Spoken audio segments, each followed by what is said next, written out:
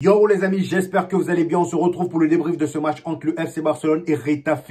Encore un faux pas du FC Barcelone. Ils sont allés faire match nul à Retafe. En même temps, j'ai envie de dire, c'était prévisible. Je savais que Retafe n'allait pas les faire cadeau. C'est l'une des pires équipes, si ce n'est la pire équipe de Liga. Pour ceux qui ne savent pas, c'est le 5e match d'affilée que le Barça ne gagne pas à Retafe. C'est pour vous dire qu'à chaque fois que le Barça part à Retafe, c'est pour souffrir. Et là, aujourd'hui, il laisse passer des points au mauvais moment parce que l'Atlético de Madrid, ils ont perdu 1-0 face à Leganés. Donc, ça fait que demain, le Real Madrid, on a l'occasion de passer premier avec 7 points d'avance sur le FC Barcelone. Et le Barça, malheureusement pour eux, ils pourront se faire rattraper par Bilbao demain si Bilbao gagne. Franchement, là, les amis, ça sent pas bon pour le FC Barcelone. Et puis, de toute façon, le match d'aujourd'hui était bizarre. D'un côté, t'as des joueurs complètement cheatés, des Baldé, Jules Koundé, Pedri qui te lâchent une action. Lui, on va en parler après. Ce gars-là, c'est un sorcier, je vous ai dit. On va parler du but de Jules Koundé après, la magnifique passe de Pedri. Comme je disais aujourd'hui, t'avais des joueurs comme Baldé qui jouaient comme Marcelo, technique comme pas possible. Et d'un autre côté, on avait des joueurs comme Robert qui jouaient comme Lewandowski. Ce gars-là, vraiment, j'ai envie de dire à Hansi Flick, la prochaine fois où vous jouez face à des équipes qui jouent bloc bas, autant le mettre sur le banc parce qu'il servira à rien. Robert Lewandowski, j'ai l'impression que c'est son anti, c'est sa phobie, il n'aime pas ça. Surtout face à une équipe comme Retafe qui joue à 11 en défense, franchement c'est compliqué pour lui. Aujourd'hui, pendant tout le match, le gars se chiait dessus. Le nombre de coups qu'il s'est pris dans le match aujourd'hui, je compte même pas. Et le pauvre, même un simple contrôle, il n'y arrivait pas. T'avais l'impression qu'il était sur un trampoline, il n'était pas stable et pourtant c'est un terrain plat. À chaque fois que le ballon vient, il essaie de contrôler, le ballon s'enfuit. C'est pourquoi je vous dis que ce match-là était bizarre parce que d'un côté, les 3 joueurs qui ont la meilleure note du match sont barcelonais et les 3 joueurs qui ont la plus mauvaise note du match sont des barcelonais.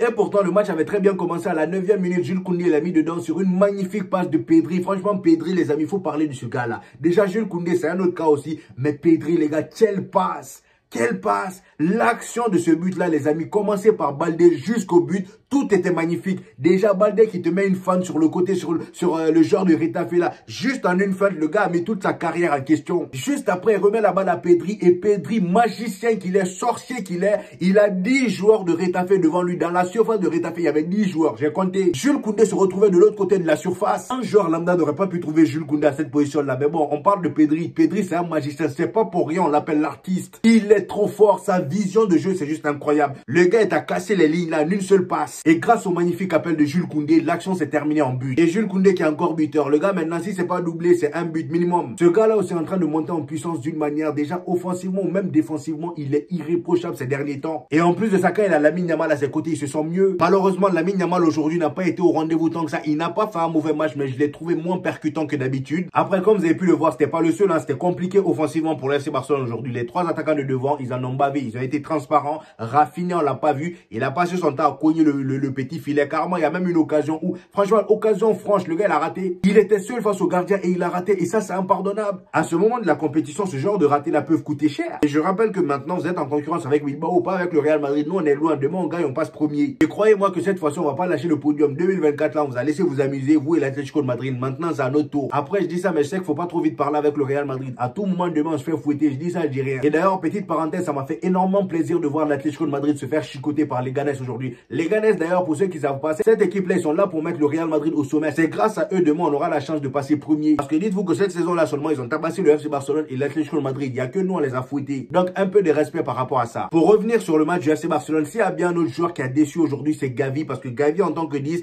moi, comme vous le savez, la dernière fois, lors du dernier débrief sur le FC Barcelone, je vous ai dit que si je devais choisir entre Gavi en 10 ou Dani Olmo en 10, je préférerais mettre Gavi. Mais aujourd'hui, le gars, il m'a fait douter. Parce que franchement, façon il était transparent. Carrément, j'avais même pas l'impression qu'il était sur le terrain. Parce qu'il n'a pas beaucoup touché le ballon. Ça manquait de créativité. Après, j'ai envie de dire, comment tu veux créer quelque chose alors que le gars, il touche même pas le ballon. Et au final, vu comment le match s'est déroulé, je pense que Dani Olmo, s'il avait commencé le match en tant que titulaire, ça aurait fait énormément de bien au FC Barcelone. Même en tant que faux neuf, hein, parce que la dernière fois, il a joué faux neuf. Vous avez vu le rendu, il était très fort. Ça aurait été beaucoup mieux que ce que Robert Lewandowski a proposé aujourd'hui. En ce qui concerne Casado, comme d'habitude, son duo avec Pedri, encore une fois, a fonctionné. Même si oui, il y a eu match nul. Mais Casado, pour moi, il a fait son match. Il a été dans les récupérations. Il faisait du pressing. Franchement, il a été important au milieu. Au niveau de la défense, et Peña, il a fait des arrêts importants. Sur le but qu'il s'est pris, il pouvait rien faire. Mais après, j'ai envie de dire, il aurait pu relancer quand même le ballon un peu plus loin. Mais après, ce genre de but-là, tu peux pas trop en vouloir au gardien. Il a fait son maximum. Et sur ce but-là, d'ailleurs, pour moi, le fautif, c'est Araujo. Parce que regardez un peu cette image. Ça, c'est au moment pile poil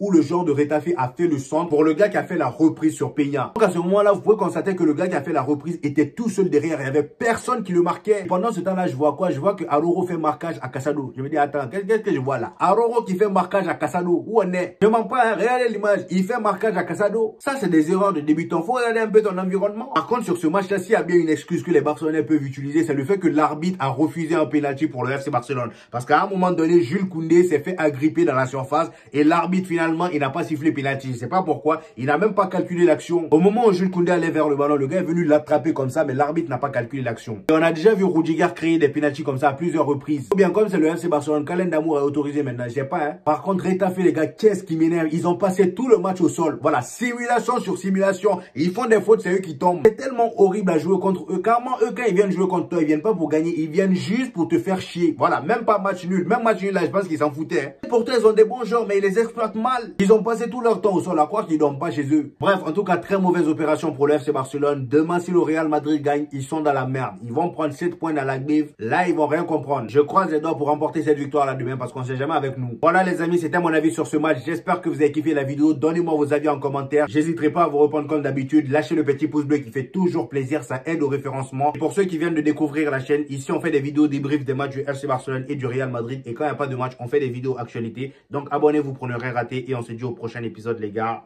Peace!